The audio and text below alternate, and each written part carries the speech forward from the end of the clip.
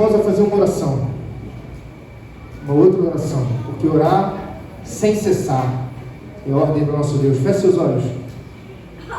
Querido Deus, Santo, Soberano, Pai amado, nosso Criador, nosso mantenedor, Pai, louvado seja Ti, Senhor, por causa do Senhor é nosso Redentor. Obrigado por nos prover, Pai, obrigado por nos prover principalmente salvação. Obrigado pela Tua graça, Pai, de ir até o Calvário, de passar humilhações, de passar dores, flagelos, Pai, para que nós hoje aqui estivéssemos, no dia 21 de março de 2026, Pai, falando e orando em Teu nome e buscando a Tua cruz, a Tua salvação, Pai. Nos perdoe, Pai, e conduza esse culto, essa palavra agora, Pai. Que seja o Espírito Santo a falar. Se assim não for, Senhor, eu prefiro que eu passe vexame. Que o Senhor me dê uma doença aqui, Pai, mas que o Senhor me tire do Teu altar, porque esse altar foi consagrado a Ti, Senhor, e nós queremos hoje não ouvir o Rafael Salomão, mas a Tua voz em nós. Nós oramos, Senhor, com o perdão de nossos pecados, no único nome capaz de nos ouvir e de nos atender, o nome santo, santo, santo, de Jesus Cristo. Amém. Todo mundo já viu em Êxodo 17? Hoje estamos no Dia Mundial do Jovem Adventista e há um sermonário. E eu gosto de respeitar sermonário, sabe por quê? Porque alguns anos atrás, em algum lugar do mundo, alguém fez uma grande oração. Provavelmente, como quase tudo na igreja adventista, um grupo, uma comissão fez uma oração para eleger alguém, para escrever um sermonário. Essa pessoa, antes de escrever, também fez uma oração e escreveu um sermonário. Como é que a gente pode, anos depois, chegar e falar: ah, não, esse tema aqui não é para agora? Tudo feito na igreja adventista é feito através de oração, é feito através de comissões, onde a maioria decide com Deus. Amém? Então vamos seguir o sermonário. E no sermonário aponta esse texto, Êxodo 17. E é seguindo o sermonário, é seguindo o que Deus pré-estabeleceu para a nossa vida, que a gente consegue perceber a graça e a misericórdia dele em nosso agir. Porque esse texto foi feito para a igreja adventista do 7º dia de Cruz Vermelha. Para a igreja de Cruz Vermelha ouvir no dia 21 de março. Porque desde que eu adentrei aqui, eu vi esse texto ser necessário em cada canto dessa igreja. Então vamos ler.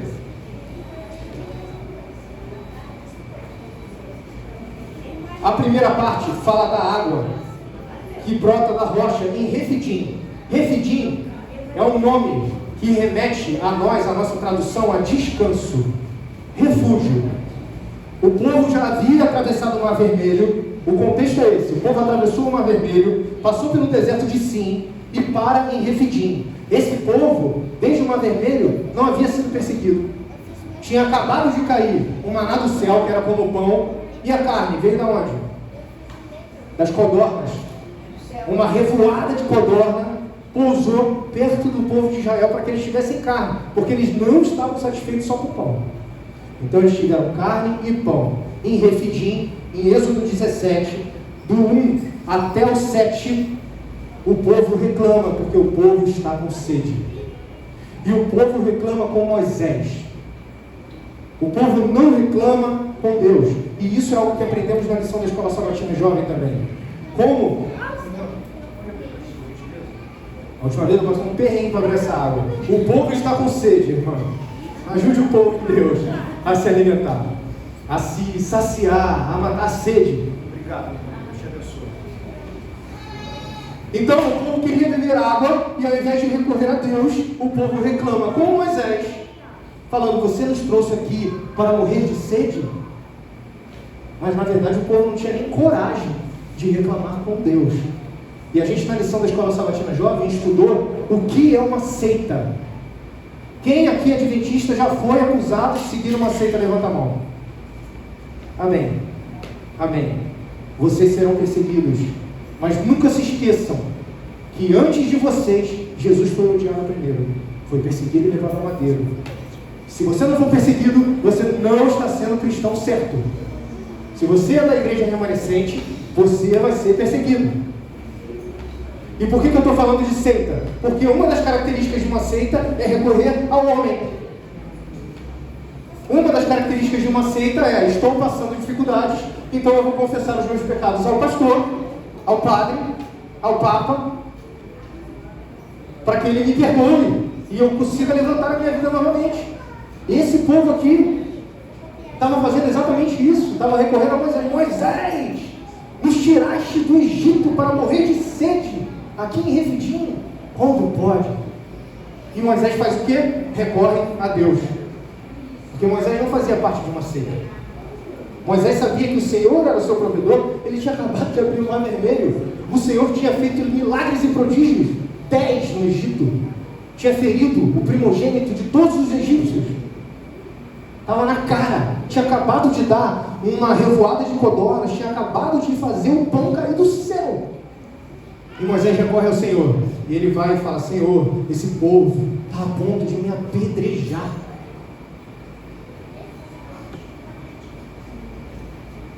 Moisés está desesperado. Então, quando você se queixar ao seu líder, quando você murmurar, tenha piedade do teu líder também. Que o teu líder sofre. Porque a maior característica do povo do Egito e de nós que estamos ainda nesse Egito, esse mundo aqui é um Egito, é murmurar.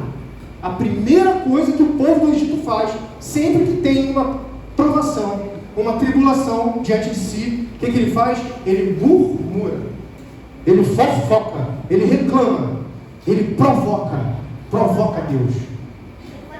E estavam a ponto de apedrejar Moisés. Moisés recorre a Deus. Deus fala: Moisés, pega a vara, não a que abriu o mar, que abriu o mar era de Arão. Pega a vara que você feriu o Nilo, que fez o Nilo sangrar, e leva até Horebe, que era um complexo rochoso nas proximidades de Refidim, e bata na rocha, e vai sair água. Mas não vá sozinho. A religião cristã, nada você faz sozinho. Jesus mandou de 2 em 2. A gente está sempre em união, em comunhão, em congregação. Então Moisés recolhe 12 anciões do povo e leva eles até Horebe, bate na rocha, sai a água e o povo fica agradecido. E essa foi uma lição para Moisés, porque logo em seguida, pode botar aí, Luiz, no verso 8, é o verso que nós vamos ler essa manhã mesmo. Logo em seguida vem a primeira provação severa do povo do Egito, do povo que saiu do Egito, do povo hebreu, dos 2 milhões de hebreus que murmuravam, reclamavam, não estavam satisfeitos com o maná, não estavam satisfeitos com as codornas, estavam com sede. E Moisés, ajuda a gente. Vem em seguida, depois da água sair da rocha e emanar um rio, e eles beberem e saciarem a sede, vem a primeira grande provação. Os amalequitas atacam a retaguarda do povo. Vamos ler. Verso 8. Diz assim: Então veio Amaleque e pelejou contra Israel em Refidim. Com isso, ordenou Moisés a Josué: Escolhe-nos homens e sai e peleja contra Amaleque.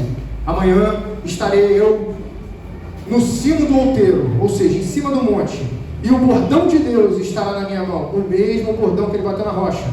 Fez Josué como Moisés lhe dissera, e pelejou contra Amaleque. Moisés, porém, Arão e Hur subiram ao cima do outeiro, subiram em cima do monte. Quando Moisés levantava a mão, Israel prevalecia. Quando, porém, ele abaixava a mão, prevalecia Amaleque. Ora, as mãos de Moisés eram pesadas. Por isso, tomaram uma pedra, quem? Arão e Hur, e puseram por baixo dele. E ele nela se assentou. Arão e Hur sustentavam-lhe as mãos, um de um lado e o outro do outro. Assim, lhe ficaram as mãos firmes até o pôr do sol. E Josué desbaratou a Amaleque e a seu povo a fio de espada. Que texto, meus irmãos!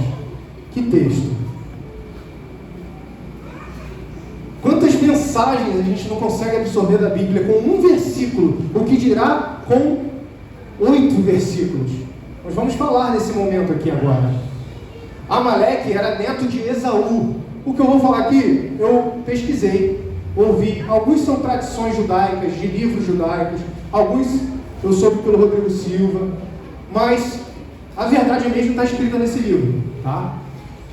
Como eu orei, eu espero que Deus não me permita falar nenhuma mentira.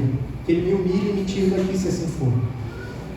Amaleque era neto de Esaú, irmão de Jacó. Esaú era irmão de Jacó, filho de Isaque. Então, Esaú não toma a promessa de Jacó, entrega o favor a Jacó. Jacó faz as 12 tribos, né, vira Israel e tudo mais, e Esaú fica nessas terras, não vai para o Egito. E os filhos e os descendentes de Esaú começam a se tornar peregrinos do deserto. E nesse momento, eles veem um povo murmurento, reclamão, com sede. Na retaguarda, quem fica na retaguarda? Ficam os fracos, ficam os velhos, os cansados, os doentes, os bebês. E em Deuteronômio, peraí, um instante, uma colinha aqui. Eu preparei um pequeno guia para não falar versículo errado. Em Deuteronômio 25, 17 a 19, Moisés, escrevendo, relata: nunca se esqueça daquilo que os amalequitas lhes fizeram quando vocês saíram do Egito. Eles os atacaram quando vocês estavam cansados e esgotados, e feriram mortalmente os mais fracos que ficaram para trás. Não temeram a Deus. Aqui, em Deuteronômio 25, Moisés relata com mais detalhes o ataque covarde dos amalequitas, dos descendentes ali de Esaú, dos seguidores de Amaleque. Com isso, ordenou Moisés a Josué. É a primeira vez que Josué aparece na Bíblia. É a primeira vez que o nome de Josué é mencionado. Precisa de apresentação? Não, não precisa. Josué é filho de... Não precisa. Por quê? Porque é Moisés escrevendo para um povo que já conhecia Josué. Esse é o Pentateuco, é escrito por Moisés com a inspiração de Deus. Então Moisés chama a Josué, escolhe-nos homens e sai. Eu estou no Êxodo 17, 9. Com isso ordenou Moisés a Josué: escolhe-nos homens e sai, e peleja e luta contra Amaleque. Amanhã estarei em cima do monte, e o bordão de Deus estará na minha mão. O que a gente já pode absorver desse versículo? Moisés poderia simplesmente ir para cima do monte com o bordão de Deus, orar, interceder, e seria resolvido. Porque não foi isso que ele fez nas rochas de Horebe? Vamos prestar atenção aqui, igreja. Criança faz barulho, tem que fazer barulho mesmo. Uma igreja sem criança é uma igreja sem futuro. Mas que as crianças não atrapalhem a nossa concentração na palavra do Senhor. O diabo tentou me destruir para estar aqui hoje. Eu tive doença essa semana, minha esposa teve. Até ontem, meia-noite, estava muito difícil vir para cá hoje. Porque o diabo não queria que vocês ouvissem a palavra por via de mim. Então preste atenção aqui, porque Deus tem uma mensagem para você nessa manhã. Não é para mim, é para nós. Escolhe-nos homens e sai e lute contra Amaleque. O que Moisés fez aqui? Como eu disse, ele já tinha o cajado em sua mão. O cajado tinha acabado de ferir a rocha, abrir um rio, saciar a sede de todo o povo de Israel, 2 milhões de hebreus. Ele podia subir um monte com o cajado e falar: Deus, ponha fim aos amalequitas. E acabou. E um anjo do Senhor bastaria, um trovão, um terremoto.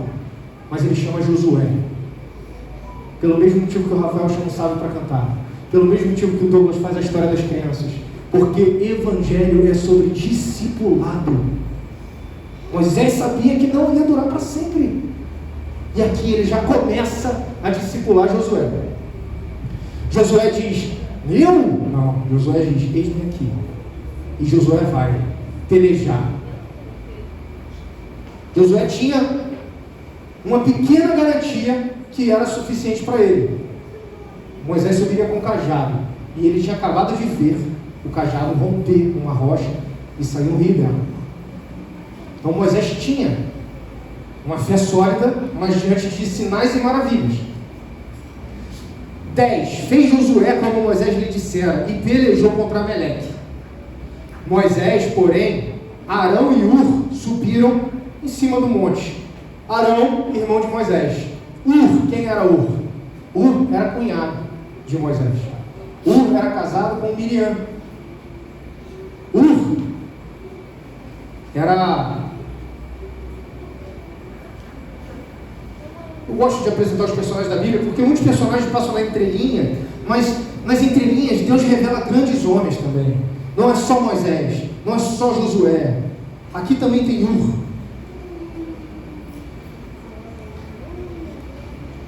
Ur era simplesmente um taraneto. Seu taravô era Judá, filho de Isaac, filho de Jacó, o líder, o cabeça da tribo de Judá. E Ur se tornou avô de Bezalel posteriormente. Quem foi Bezalel? Foi o homem escolhido por Deus para craftar, para fazer as coisas do templo. E Bezalel é o primeiro homem da Bíblia que está escrito: Bezalel estava cheio do Espírito Santo, neto de Ur. E sabe qual foi o fim de Ur? Ele se opôs ao bezerro de ouro. Quando Arão foi fazer o bezerro de ouro, ele falou: não, Moisés está lá em cima do monte recebendo as leis, não vamos fazer bezerro de ouro, Moisés vai descer. Mas já passaram 40 dias, e o que ele fez? Ele se opôs e ele morreu, para que não fizesse o bezerro de ouro. Então Ur foi um grande homem. A gente passa o olho batido. Nada na Bíblia pode passar batido. Aqui está o pão da vida. Se você engolir o pão da vida, você não vai ter vida. Você precisa saborear o pão da vida. E toda vez que chamam alguém para pregar, e louvado seja Deus pela nossa igreja, que os membros são chamados a pregar, a gente estuda, a gente saboreia a palavra de Deus, e isso se torna bênção na nossa vida. A gente sente a vida do pão da vida. E a gente percebe que a palavra de Deus, como dizem no Arte, precisa ser cavada. Você não vai encontrar na superfície. O que você encontrar na superfície não vai te manter de pé. O verdadeiro alimento está nas profundezas da palavra de Deus. Vocês entenderam quem foi? Ur, casado com Miriam, avô de Bezalel, taraneto de Judá. Caramba, o texto já ganha outra cor, outra vida. Verso 11: quando Moisés se levanta, quando Moisés levantava a mão, Israel prevalecia. Quando, porém, ele abaixava a mão, prevalecia Amaleque. Louvado seja Deus. Que lição que nós temos aqui. Que lição que nós temos aqui. Não era a espada que ganharia aquela batalha. Ainda que houvesse espada conduzida por Josué e alguns homens, não foi a espada que definiu aquela batalha. O que definia aquela batalha era a intercessão. Então você, jovem adventista do sétimo dia, você não ache que você consegue vencer as tuas batalhas sem a intercessão dos teus anciões em cima do monte. Você precisa dos mais velhos. Você precisa dos mais velhos. Você tem força, você tem habilidade, porque Deus te deu. Mas se for só a tua espada, você vai perder. É preciso oração. Deus não diz pegue a espada sem cessar. E a espada pode ser traduzida com uma palavra. Deus não diz pegue a palavra sem cessar. Deus diz ore sem cessar. Tenha uma vida de oração. Uma vida de oração sem Bíblia não faz sentido, mas uma vida de Bíblia sem oração também não. Você precisa orar. Pode ser o teu secreto, mas veja, Moisés não estava no seu secreto. Moisés estava em cima do monte, onde a gente crê que todo o arraial do povo hebreu via Moisés em cima do monte. E quando ele levantava o cajado, as mãos para o céu, aquilo dava força. Se Moisés, com seus 90, 100 anos, está lá em cima do monte, de mão levantada, como eu aqui embaixo, eu não vou levantar uma espada. E o povo ainda confundia uma bandeira nesse momento. Ele achava que o poder estava no cajado, porque o cajado tinha acabado de romper a rocha. Mas o povo cria, e o povo lutava, e através da intercessão de Moisés, o povo vencia. Eu vejo uma igreja onde os jovens estão em cima do monte e os velhos estão embaixo, onde os velhos querem guerrear e os jovens querem interceder. Só que o que acontece? O inimigo é sujo, ele engana, ele faz do velho cansado e do jovem distraído. Por isso que é Moisés que sobe em cima do monte. Ele não falou: Josué, vem comigo e manda os homens. Ele precisava discipular Moisés, mas ele manda Josué, Moisés precisava discipular Josué. Ele não manda Josué subir um monte com ele para aprender a ter uma vida de oração, de intercessão. Ele manda Josué lutar e ele intercede. Por quê? Porque ele é cascudo.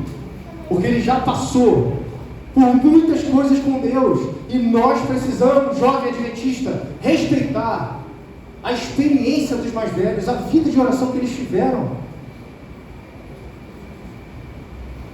É isso que esse texto está dizendo. É isso que esse texto está dizendo.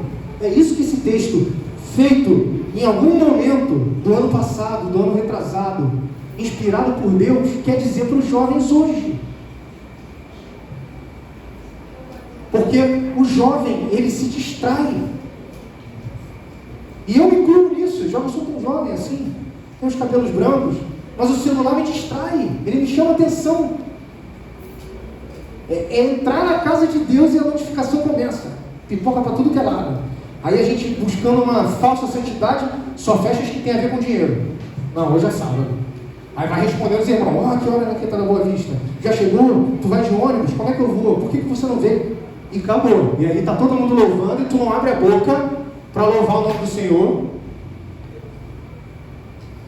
Porque você está ali, sendo sugado pelo Amaleque de 2026. Sendo completamente destruído, cara. A gente nasceu para adorar a Deus. E a gente guarda o sétimo dia como um dia especial, onde nada mais vai importar, a não ser adorar o nosso Senhor. A gente precisa se conectar com Deus. Se a gente não se conectar com Deus no sétimo dia, sendo denominação adventista do sétimo dia, a gente não vai para o céu não, irmãos. Confiem nos Moisés dessa igreja. Confiem nos Arões dessa igreja. Confiem no U. Eu sei que é difícil. Eu era membro da igreja adventista do sétimo dia de Copacabana. Vocês acham que lá é o quê? Não tem nem clube de desbravador lá. Não tem aventureiro. Agora vai ter, porque eu acho que tem uma determinação da nossa associação, né? De que todas as igrejas adventistas, amém, precisam levantar Josués. Então não vai haver clubes de aventureiros e desbravadores em todas as igrejas adventistas. Amém por isso. Mas eu vim de uma igreja onde a grande maioria, a classe jovem, até 45 anos, se fala da classe jovem tranquilamente. Eu sei que é difícil. O conflito geracional é complicado. Mas Deus quer um povo. Deus não quer um indivíduo. Imagina se você chega no céu e tem só você e seus 4 amigos. Que céu vai ser esse? Se não tiver teu pai, se não tiver tua mãe, se não tiver tua avó, que céu vai ser esse? Será que ele vai ser sem lágrimas? A gente precisa passar por cima das artimanhas do inimigo. E hoje, a principal artimanha do inimigo é o teu celular. Porque ele poderia ser luz, ele até emana luz. Ali tem Bíblia, ali tem lição da escola sabatina, ali tem pessoas carentes de Deus, onde você pode de fato se conectar com elas. Você pode mandar um áudio. Eu oro muito por áudio, eu mando oração para as pessoas.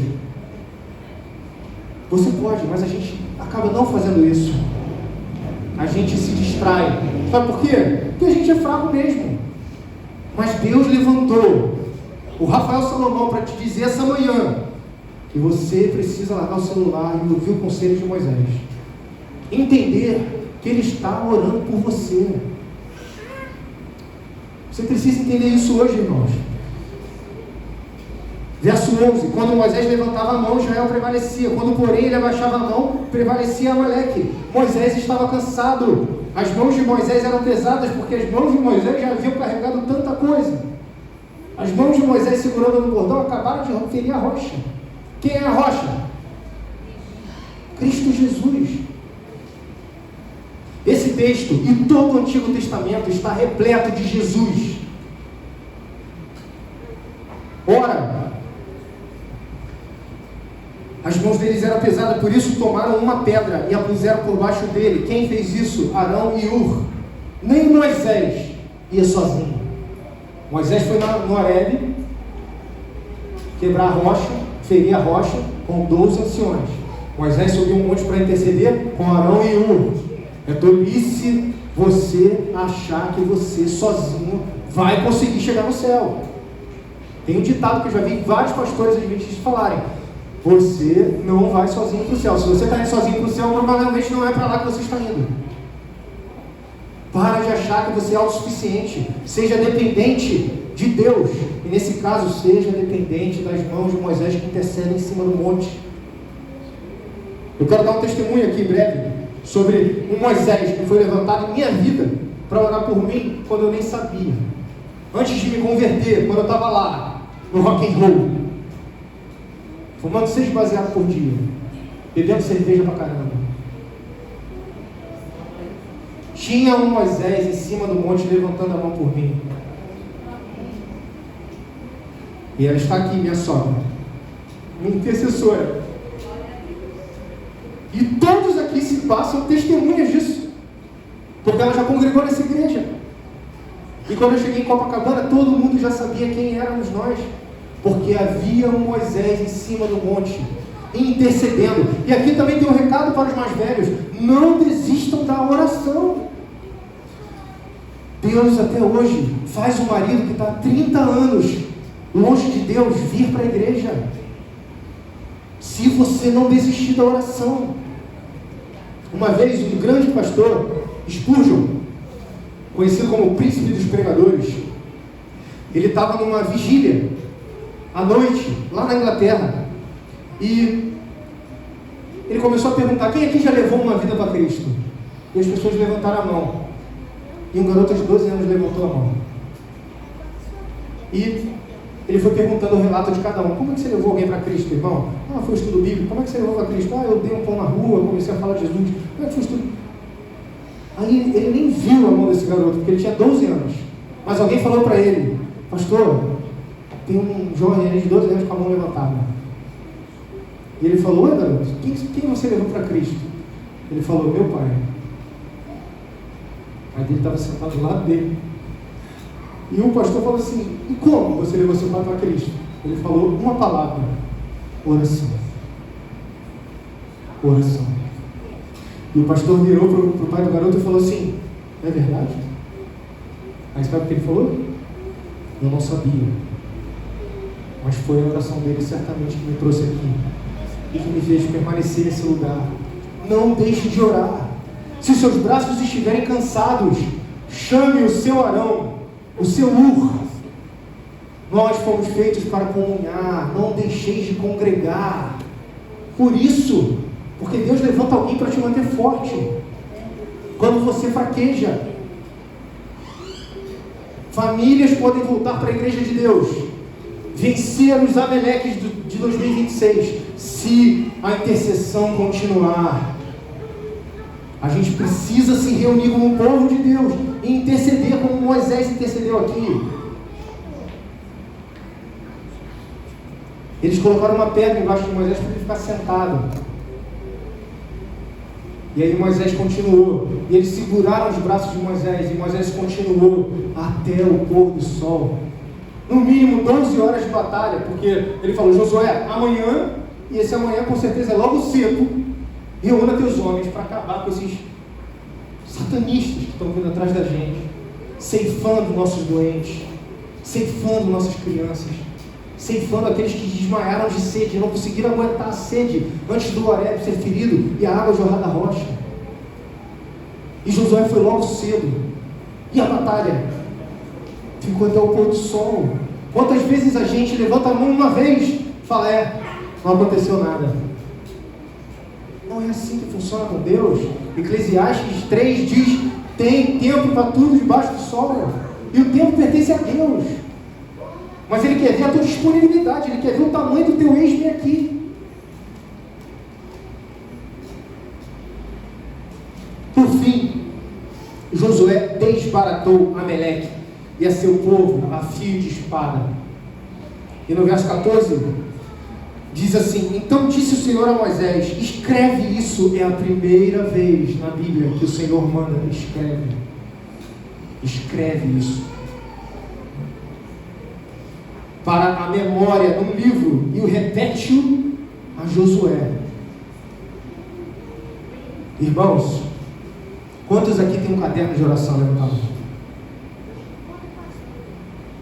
São 2, 1,80. A gente precisa ter um caderno de oração. A gente precisa escrever os nossos clamores. Porque a gente também vai escrever quando eles forem atendidos. E em tudo daremos graça. Use o teu celular para isso. Faz um grupo no WhatsApp, adiciona o seu melhor amigo, depois exclui ele. Escreve lá o título, caderno de oração. E toda oração que você fizer, você anota só o motivo. Dinheiro, paz, saúde para minha mãe. Vai anotando. Quando você for atendido, só deleta a mensagem. Vai ficar a mensagem apagada. Daqui a 20 anos, quando você abrir esse grupo, você vai ver um tanto de mensagem apagada. E você vai dar graças a Deus. Você vai entender que Ele é contigo desde que você começou a orar. Porque na verdade Deus é contigo desde que você nasceu. Porque no ventre de tua mãe Ele já tinha planos para você.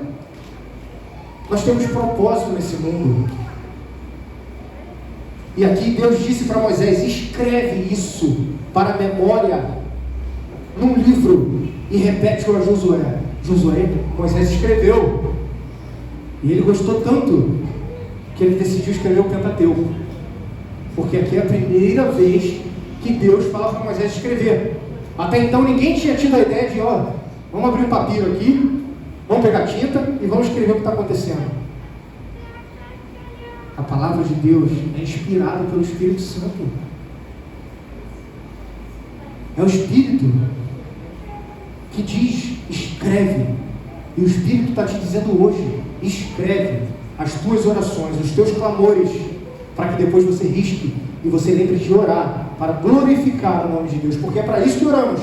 Tudo que quiserem pedir, peçam em meu nome, assim eu farei, a fim de que o Pai seja glorificado no nome do Filho.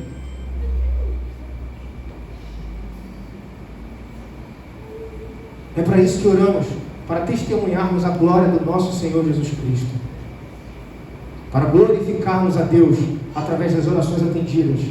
Não é para a gente se curar, porque essa vida aqui é uma passagem. Se a gente orasse só para a gente ser abençoado aqui, não teria necessidade do céu. Deus ia conceder as bênçãos e a gente ia ser feliz aqui e acabou. Mas aqui não é o objetivo, não é o propósito, não é o alvo. Prossiga rumo ao alvo, rumo ao lar. Hoje certamente entoaremos rumo ao lar, lá na Quinta da Boa Vista. Esse é o nosso objetivo.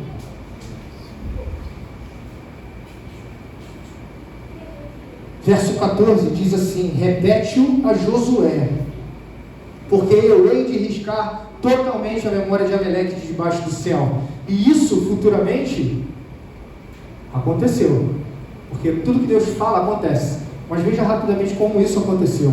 Foi Josué que acabou com a memória de Amaleque? Não foi. Lá em 1 Samuel 15, Saul é ordenado a destruir os amalequitas e não deixar pedra sobre pedra, e matar as crianças, o velho, matar o boi, deixar as riquezas lá. E Saul falha.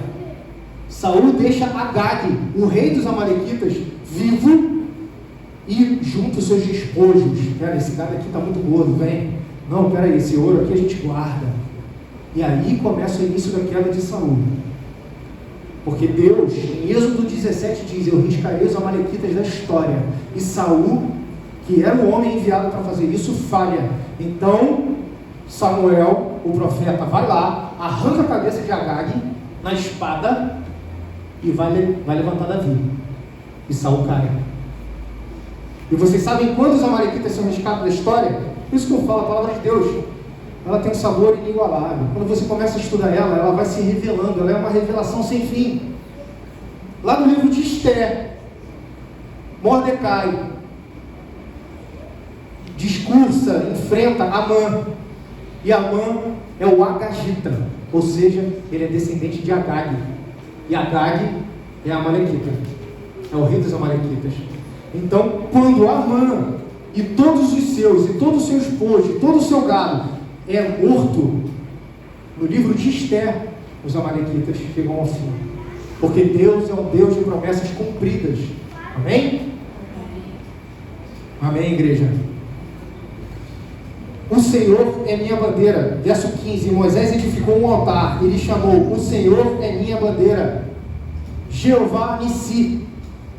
Em outras versões tem aqui a palavra Jeová Nissi, o nome. O Senhor é minha bandeira. O que Moisés quer dizer com isso? Josué e aqueles homens, e talvez até Arão, talvez até Ur, estavam pensando que havia sido o braço de Moisés. Estavam pensando que havia sido a vara de Deus.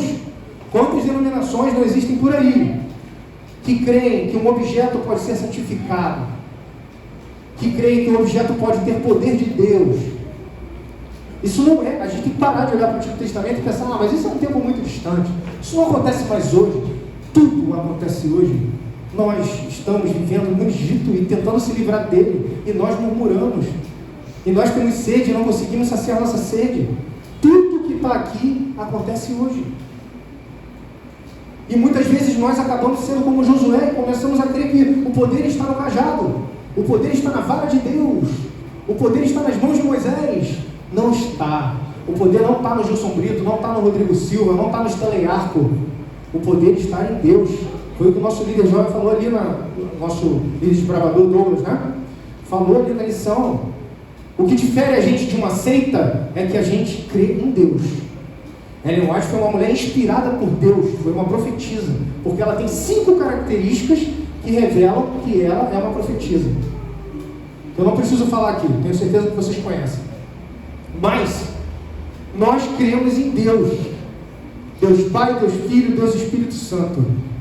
E para que a gente não exalte o homem, tudo que é decidido na igreja adventista é decidido em comissão.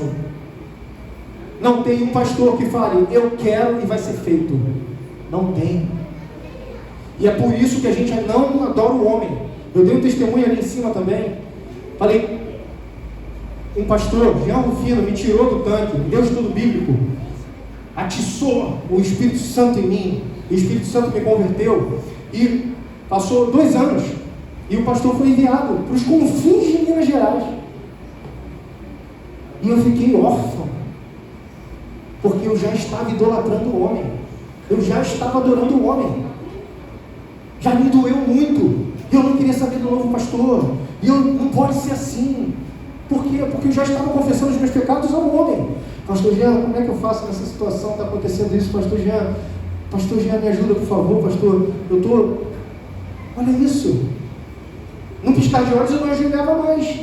Mas a nossa igreja, denominação adventista do 7º dia, o pastor fica no máximo 5 anos na igreja, para que o homem não seja adorado, para que não confundamos. E quem é o nosso intercessor? É o nosso Senhor Jesus Cristo. E aqui nessa passagem é onde está Jesus. Jesus nesse momento está em cima de um monte, porque Ele já levantou as mãos no Calvário e sangrou por você. E Ele não teve Arão e Ur, não. Ele ficou lá de braços estendidos, intercedendo por você. É onde está o nosso intercessor. Hoje, você sabe onde está o Amaleque. Você e Deus conhecem onde o pecado habita em você. O teu pecado em segredo, que só Deus vê. Você sabe onde o diabo está te atacando na retaguarda, onde ele está te ferindo, onde ele está te derrubando. Mas nunca se esqueça que você tem um intercessor celestial intercedendo por você. O nosso Senhor Jesus Cristo, o nosso sumo sacerdote, que manteve os braços abertos até a morte, para que nós tivéssemos a vitória sobre Amaleque, como ele teve. Amém? Amém. Agora eu quero chamar os jovens dessa igreja para fazer um louvor final. Então, em meio a Deus e dai a honra, glória e louvor, pois vai chegar a hora do seu juízo de amor. É nosso privilégio a todo mundo anunciar as novas do Evangelho, que Jesus Cristo vai voltar. Amém. Muito em breve vai voltar. Uma só voz. Maranata, Maranata. Muito em breve Jesus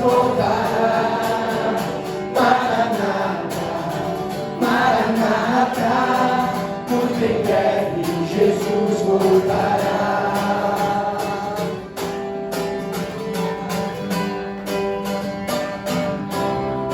Só as mulheres, vai.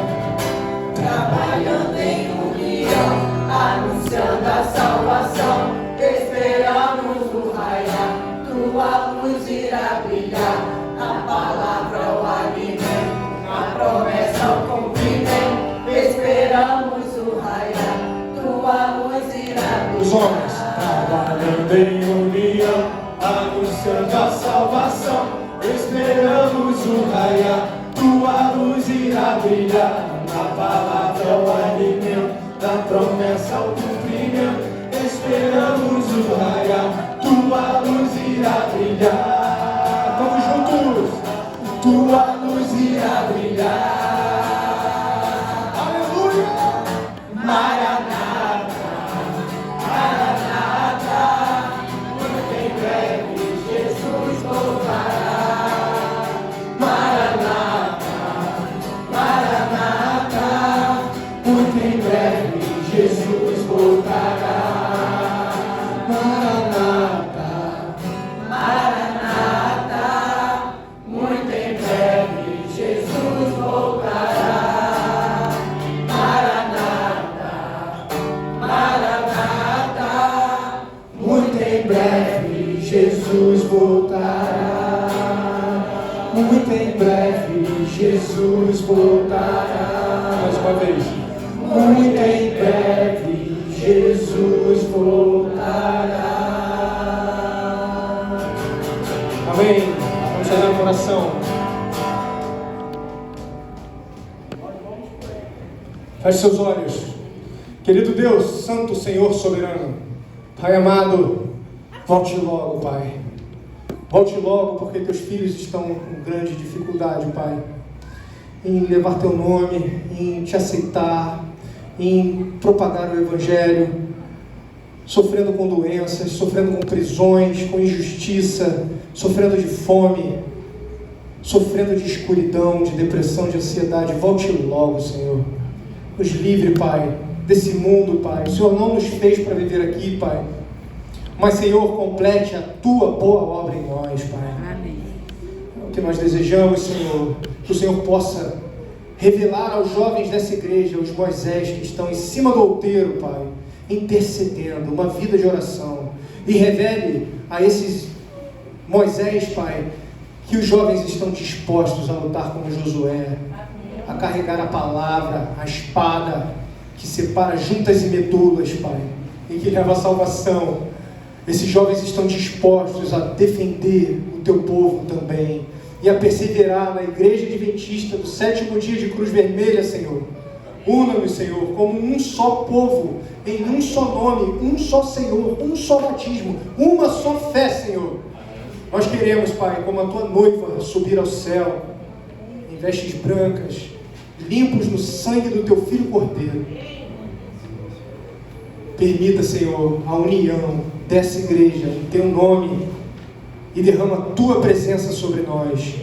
É o nosso clamor essa manhã, no dia 21 de março de 2026. E ele vai assinado no único nome, sobre todo nome, no poderoso nome que é capaz de assinar, de atender essa oração. É um nome eterno, amável, daquele que foi a rocha ferida para saciar a sede do teu povo, daquele que nesse momento intercede no Santíssimo Celestial, Pai, por todos nós. É no nome de Jesus que nós oramos. Amém, amém e amém, Senhor. Louvado seja Deus. Um feliz sábado a todos.